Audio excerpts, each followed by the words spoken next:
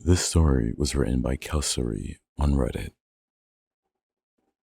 My worst fear is encountering a mimic. I am 36 years old, and my daughter Olivia is 16. We live in a small town in South Dakota. She goes with her father every weekend. She leaves every Friday afternoon and comes back Sunday evenings, so usually that means she's gone by the time I get from work on Friday. This particular Friday, when I pulled up to our driveway, I looked up at her window and noticed her bedroom light was still on. I figured she accidentally left it on before leaving. I don't know. I walked in the house and hear movement coming from upstairs. Oh, she's still home, I whispered to myself. I went upstairs and knocked on her bedroom door and slowly opened it. Your dad isn't picking you up this weekend? I asked. No, I told him I wanted to stay, she said while looking down at her journal. Great, I'll make dinner for us and we can watch a movie if you like. There was a long pause before she said, yes. I closed her door and I thought she was acting a bit standoffish. She usually has a lot to say. She loves talking about what she did in school or what her and her friends have gotten into. Truthfully, anything that piques her interest at the time, she would love to go on and on and on about it.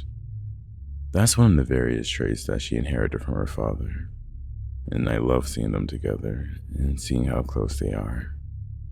Even after the divorce, I texted her father asking if they maybe got into some sort of disagreement or argument that led to her not wanting to go with him this weekend.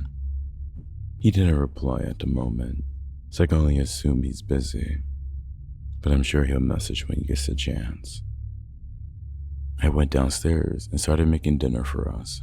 As the food was cooking, I started organizing things around the house. That's when I noticed Olivia's book bag and coat aren't hung up where we usually hang our things up when we get home. I thought maybe she just took her things up to her room. No biggie. I went into the living room and saw Olivia sitting on the couch facing away from me. I didn't even hear her coming down the stairs. She kind of startled me, especially because she's just sitting there, not on her phone like usual, and the TV was off. I walked over to the kitchen and checked on the food. I yelled out if she can pick a movie for us.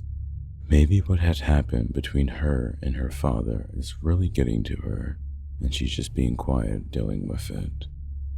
They really seem to have a really good relationship, so I really don't know what could have happened, but I will make sure that I will check up on her after we have eaten. I went out to check on what movie she had picked, and to my surprise, the TV is still off, and she's still sitting there motionless. Olivia, you didn't hear me? I said. I grabbed a remote and picked out a movie. I chose The Conjuring. I love Vera Farmiga. I grabbed our plates, and I sat down on the couch, and I heard a notification coming from my phone in the kitchen. I told her I'll be right back. As I was walking towards the kitchen, I didn't think much of it at the time. When I brought over her plate, she didn't even move, yet alone lift up her head to see that I came over. And this is especially weird, because I made her favorite meal. I checked my phone. It was a text from her father. After reading his message, my body went cold and stiff, literal chills. His message read, "What do you mean? I picked Olivia up from school and we're grabbing dinner with her grandma right now." I feel catatonic at this point.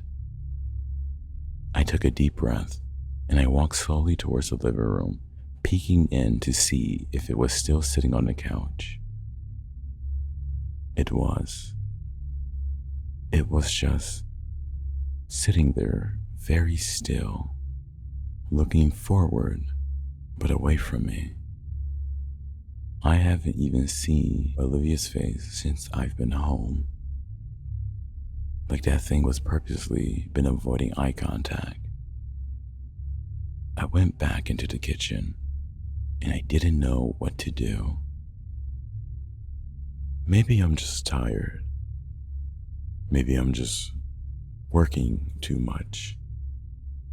Yeah, that's it.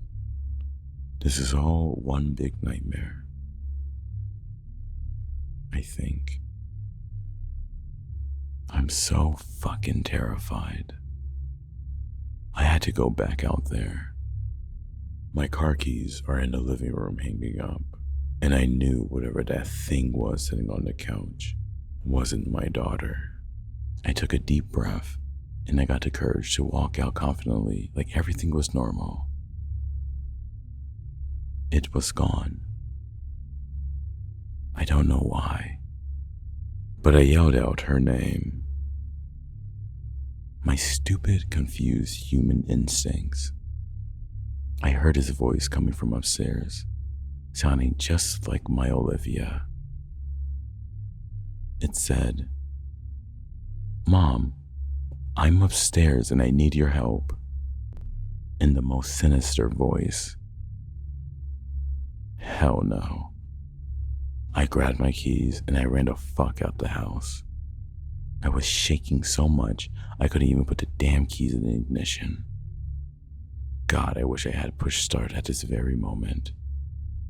As I reversed out of the driveway, I looked up at the house and it was at Olivia's window waving at me.